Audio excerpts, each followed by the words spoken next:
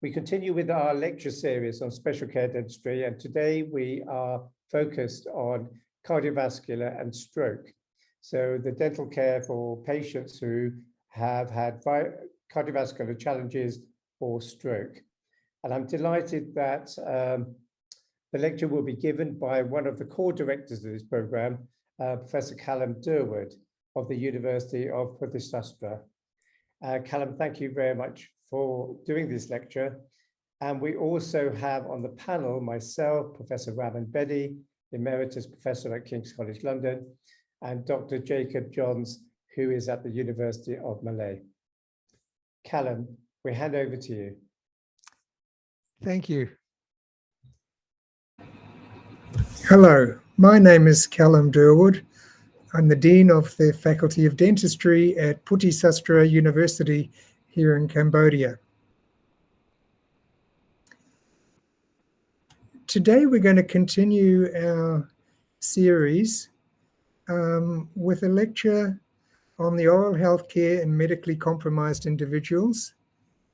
And this will be in two parts. The first part is about patients with cardiovascular and cerebrovascular diseases. The learning objectives. On completion of this module, participants should be able to identify common cardiovascular and cerebrovascular disorders, discuss how to assess and manage such patients in the dental chair, and in the event of an emergency, stabilize the patient until emergency services arrive. Cardiovascular diseases are those which affect the heart and vascular system and include ischemic heart disease, hypertension, dysrhythmias, congenital heart disease, heart failure, and infective endocarditis. Cardiovascular disease is a leading cause of death in many Southeast Asian countries and is on the increase. Dentists need to be able to manage patients with cardiovascular diseases, including emergencies that occur in the dental clinic. When managing patients with cardiovascular diseases, there are several general principles that we can follow. Firstly, try to reduce stress during the dental appointment. To do this, ensure that we have effective local anesthesia, usually with an agent that contains adrenaline. In anxious patients, consider the use of a pre-medication, such as diazepam 5 to 10 milligrams the night before and 1 or 2 hours before the appointment, or nitrous oxide sedation. Short morning appointments are preferred, and we should support the reduction in any risk behaviors that they might have, such as smoking or a high sugar and fat diet. Let's look at hypertension first. Hypertension is defined as being where the blood pressure is more than 140/90. If the blood pressure is over 180/110, then they need urgent referral to their medical practitioner. Hypertension is a significant risk factor for cardiovascular disease, myocardial infarction, cerebrovascular accident, and vision loss. But if well controlled, hypertension is of very little risk for routine dentistry. If not well controlled, there's a higher risk of adverse events during dental treatment. And of course, anxiety can cause increases in blood pressure in the dental clinic. Some clinical points. Take medications as normal on the day of treatment. We should measure the blood pressure before starting treatment and sometimes during treatment. reduce anxiety, for example, with the use of good local anesthesia, and use local anesthesia with adrenaline if the blood pressure is under good control. In the event of a hypertensive emergency, we should place the patient in an upright or semi-reclined position, give oxygen, monitor their vital signs, and call an ambulance. Some of the symptoms of a hypertensive episode are shown here. Things like headache, lightheadedness, nausea, shortness of breath, heart palpitations, a bleeding nose. These are all signs that we should take note of. The next cardiovascular condition is angina. And chest pain or angina occurs when the coronary arteries are partially blocked. We may get pain when exercising or climbing stairs. There's an increased risk of angina attack if the patient is anxious or experiencing pain. Some clinical points. If the patient has angina medication, they should bring it to the appointment. This is usually glyceryl trinitrate. Short morning appointments are better, and they should be given a pre-med or nitrous oxide sedation if they're very anxious. Give good local anesthesia with aspiration. After treatment, raise the patient up slowly from the supine position to avoid orthostatic hypertension, as they may faint.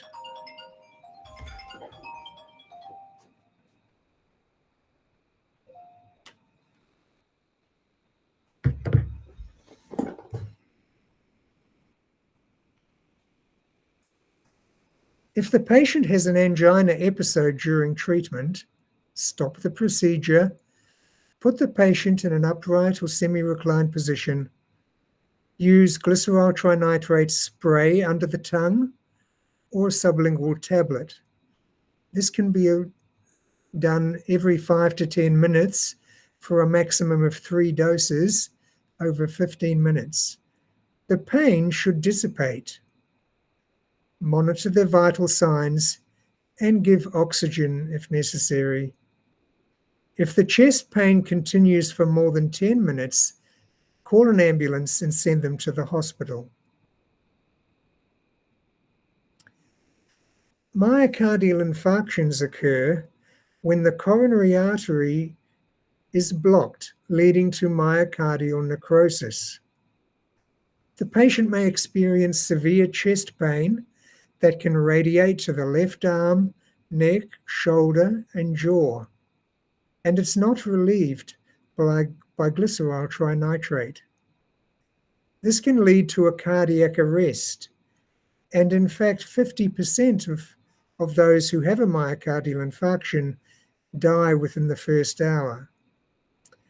Avoid elective dental treatment within 6 months of the patient having a myocardial infarction. When managing a myocardial infarction that occurs in the dental clinic, seat the patient upright or in a semi-reclined position. Give aspirin orally, as this reduces the mortality by about 20%. Give oxygen, monitor the vital signs, and call an ambulance. The next condition is cardiac arrhythmias. This is where there's an abnormality in the rate, regularity, or site of origin of the cardiac impulse. Harmful arrhythmias are more common in patients who have cardiomyopathies, heart failure, and valvular problems. Some clinical points: reduce their stress and anxiety. If an arrhythmia develops during treatment, stop treatment and provide oxygen, and monitor their vital signs. Some of these patients may have a pacemaker. A pacemaker is a small electrical device implanted into the chest to regulate the heartbeat. Others might have an implantable cardioverter defibrillator or an ICD. These are used in patients who are at risk of sudden cardiac death due to ventricular fibrillation and ventricular tachycardia. The ICDs will automatically deliver a shock to the heart. Some clinical points in these patients: avoid the ultrasonic scaler and electrocautery. However, piezoelectric scalers are safe to use. The next condition is heart failure, and this is the inability of the heart to function properly, pumping insufficient blood to the tissues and leading to fluid accumulation within the lungs and the peripheral tissues. For these patients, only provide routine treatment if the patient is in a stable condition. Treat in the semi-supine position, and if taking digoxin or methyl-digoxin, limit the local anesthetic to 2 cartridges. Here you can see some of the signs of the patient who is in heart failure.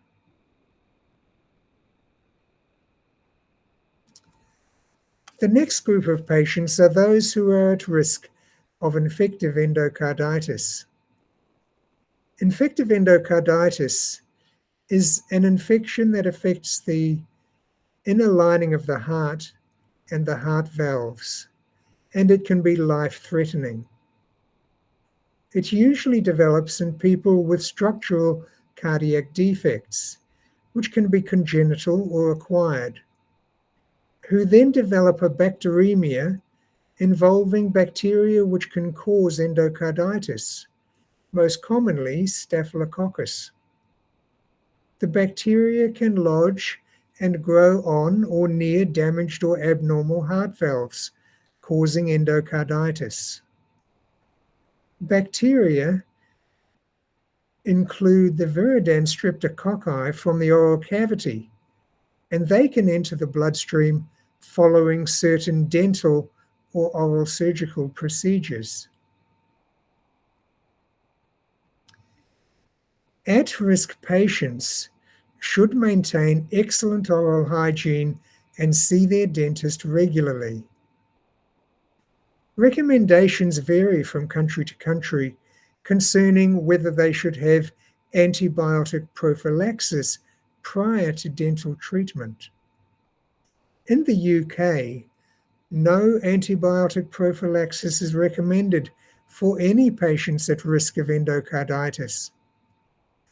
But in the US, Australia, New Zealand, and Europe, antibiotic prophylaxis is recommended for selected high-risk cases. However, there is a lack of evidence to support either view. As an example, these are the Australian recommendations. They recommend antibiotic prophylaxis in high-risk patients who, for example, have a prosthetic heart valve or prosthetic repair material, or patients with previous infective endocarditis, or patients with certain congenital heart diseases such as unrepaired cyanotic defects, or if there's a history of rheumatic heart disease and they're in the high risk of endocarditis group, or heart transplant patients. In these high-risk patients, prior to a dental procedure likely to cause bacteremia, they are given 2 grams of amoxicillin 1 hour before treatment and no follow-up dose. In the past, it's also been recommended that patients with prosthetic joints may benefit from antibiotic prophylaxis. However, there's a lack of evidence that oral microorganisms are associated with joint infections. In 2015, the American Dental Association stated that in general, for patients with prosthetic joint implants, prophylactic antibiotics are not recommended prior to dental procedures to prevent prosthetic joint infection. However, you may find that the patient's doctor or surgeon recommends antibiotic prophylaxis. What should we do? In those cases, we should ask the doctor or surgeon to prescribe the antibiotics themselves rather than the dentist prescribing them. The next condition that we're going to talk about today is the cerebrovascular accident, or CVA, commonly called a stroke. This occurs where there's a loss of blood flow to part of the brain, which results in damage to the brain tissue. And there are two types of CVAs. The first one is caused by a blood clot in the brain. This is called an ischemic stroke. The second type is where there's a broken blood vessel in the brain, or a hemorrhagic stroke. There's also a condition called the transient ischemic attack, or TIA, which is a warning for an impending stroke. Sometimes we call this a mini stroke. To prevent strokes in the dental clinic, in patients who are susceptible, we should organize stress-free morning appointments, check their blood pressure, as high blood pressure is associated with stroke. If taking warfarin, an anticoagulant, check the patient's INR before invasive treatment. And in patients who have had a TIA or a stroke in recent months, remember that they are at higher risk of another stroke, so be particularly careful in that group. The risk factors for stroke include high blood pressure, smoking, diabetes, high blood cholesterol, heavy drinking, and a high salt and fat diet, and lack of exercise. Symptoms may include a headache, dizziness, numbness, weakness on one side of the body, and problems with talking, writing, or understanding language. To quickly assess whether the patient has probably had a stroke, we can apply the FAST principle. The F stands for face drooping. So if one side of the face has drooped, that's a sign of stroke. The second one, A, is for arm weakness. Ask the patient to lift up both arms. Maybe one arm does not lift up to the same extent as the other arm. S is for speech difficulty. So are they having trouble speaking? And T is for time. And it's important that patients with stroke are transported to the hospital quickly. So time to call 911. If a patient has had a stroke in the dental clinic, take care of the ABCs, the airway, breathing, and circulation. Administer oxygen. Monitor their vital signs. If the patient is unconscious, put them in the recovery position. Call emergency services and get them to the hospital. Once at the hospital, they'll have a brain scan. And if an ischemic stroke is diagnosed, Normally, they'll be given a thrombolytic drug, for example, tissue plasminogen activator or TPA. Note that the symptoms of stroke can be similar sometimes to the symptoms of hypoglycemia. So keep that in mind. In summary, for patients with cardiovascular disease and cerebrovascular disease, good oral hygiene and good oral health are important. They should have regular dental checkups. We need to take a good medical history and communicate with the patient's doctor if necessary. We want to reduce anxiety during their dental visit. We want to make sure that we use effective local anesthesia and monitor the patient during treatment. And always be ready for any emergency that may occur. Here is some further reading. We're going to have part 2 starting shortly. Thank you. Callum, thank you very much for a really comprehensive lecture. It was really good. And now we'll just enter a short Q&A.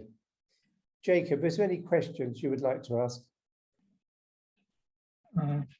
Thank you, Prof. Callum, for the comprehensive lecture.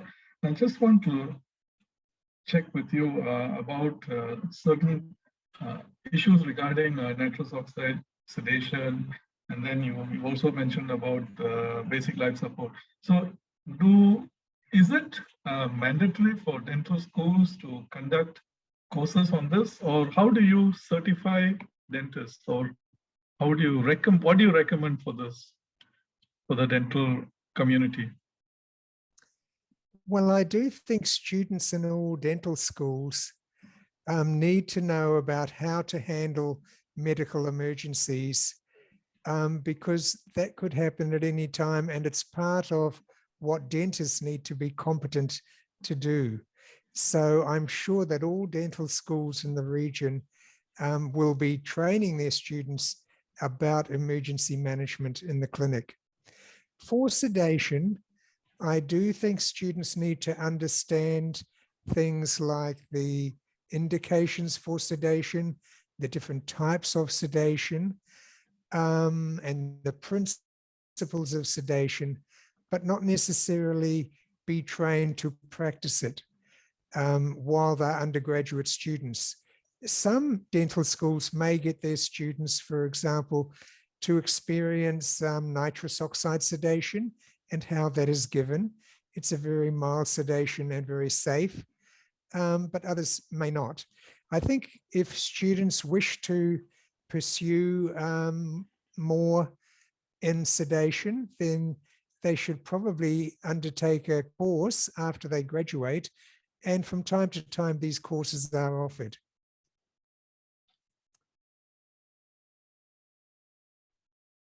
Good, thank you, Callum. Callum, antibiotic cover for patients with a history of cardiac lesions is confusing for many people. Different people say, different countries have different policies. What would you recommend a dentist to do in Southeast Asia? Well, I think firstly, you should investigate whether there are regulations and recommendations in place for your own country. If not, then I think you could be safe in following one of the other major countries and their recommendations. For example, you could follow the UK recommendations, which really don't advocate for antibiotic cover. Or you might decide to follow Australia or the USA, which are very similar, many of those countries, in that they identify certain high-risk patients and they recommend antibiotic cover for those patients. But approaching your own dental council or your dental association. They may be able to give you advice as to what's recommended in your own country. Good. That's really helpful. Thank you. For stroke, one of the challenges is just oral hygiene, just cleaning, but also the fact that sometimes food debris stays in the mouth for quite a long while. What advice would you give a dentist or someone who's looking after a patient with stroke about oral hygiene? Yes, well, patients with stroke, sometimes, of course, they recover completely. Other times they're left with a disability, and it may be that they're not able to hold the toothbrush easily and manipulate it in the mouth and clean their teeth well. So there are, however, some adaptations of the toothbrush handle that can be made to make it larger and more easy for them to hold, and that can help. In some cases, they may need a caregiver or someone else in the family to help them with their oral hygiene. But the oral hygiene is very important for these patients, and it has to be carried out. So the more they can do themselves, that's great. But if they're having a lot of trouble, then I think family members or caregivers need to take over some of that and help them with their oral hygiene. Good. Thank you very much. Jacob, is there any comments or questions you would like to ask? I'm good. Thank you. Okay. Callum, thank you so much for a really comprehensive lecture. It was really good and very helpful. So we wish you well. Thank you. Thank you.